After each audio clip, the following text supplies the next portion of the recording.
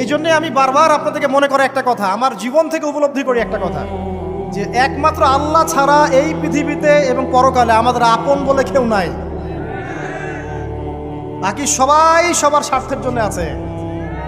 মানুষ মানুষের অবস্থানকেই মূল্যায়ন করে, মানুষ মানুষের অবস্থানকেই মূল্যায়ন করে। আল্লাহ রাব্বুল আলামিন আপনার ভিতরটাকে ভালোবাসেন। দেখেন, আপনি যখন নামাজ পড়েন নাই, আল্লাহ পাক কিন্তু আপনাকে ধ্বংস করে দেন নাই। আল্লাহ পরম করুণাময় আপনাকে হেদায়েত দিয়ে নামাজি বানিয়ে দিয়েছেন।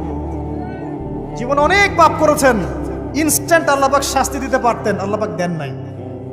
আল্লাহ আপনাকে ভালোবাসেন, আল্লাহ আমাকে ভালোবাসেন।